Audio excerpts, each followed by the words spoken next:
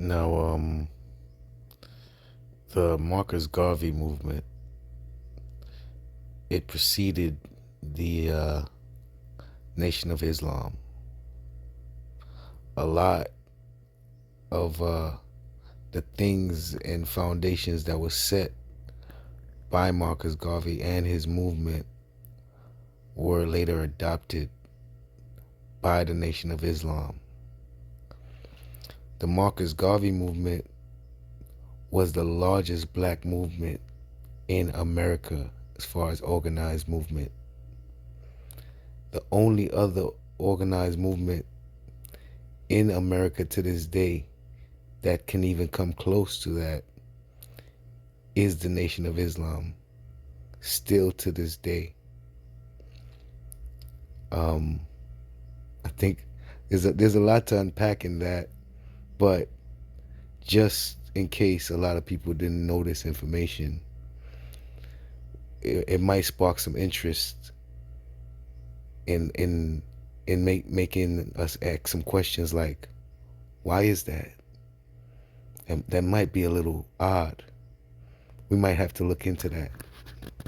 But let's go on with the question for Mr. Malcolm X about Marcus Garvey.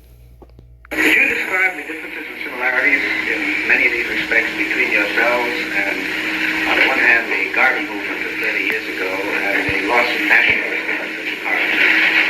Now, the Garvey movement made a great impression, if you recall, on the Negro masses. It didn't make the impression on the so-called Negro intellectual or the Negro of the what they call higher class. Because those Negroes don't want to be impressed. Believe me, the Negroes who usually get in that category, their greatest desire is to sit down at the table next to you, or buy a home next to you, or marry your daughter, or somebody else whom you have in your family. And so the Garvey movement could not appeal to that. But the same type people whom the Garvey movement appeals to are those who are following Mr. Muhammad today. It's impossible almost to find someone who was in the Garvey movement who today is not following outright or in sympathy with the work that Mr. Muhammad is doing. Would you compare the two philosophically, Garvey movement and your own? Garvey eliminated religion. If you'll notice, Garvey's movement was economic, political, but Garvey didn't stress religion at all.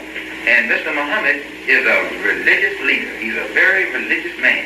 And every move that Mr. Muhammad makes and every word that he utters, we feel that it is directly from God. And it's based on Scripture. And we feel that everything he's doing is based on biblical prophecy, scriptural prophecy, no matter what the religion it is, scriptural prophecy. We feel that he is absolutely the fulfillment of prophecy. Now that's interesting that he said that, because Marcus Garvey understood that, because Marcus Garvey is from the late 1800s. So he understood that we needed to get away from religion. And it got to the point that the majority of black folks in America understood that. And they they came together, but the government actually came together as well. They actually started the FBI, and they hired the very first black FBI agent to go after Marcus Garvey. They did a lot of things, and ultimately they were able to not turn him into a martyr, but to get rid of him, deport him back to his native island of Jamaica. And then that gave the opportunity for the people in America who saw that blueprint to take advantage of it and create their own version of it, where they wouldn't have to leave and take the black people out of this place like Marcus Garvey was doing.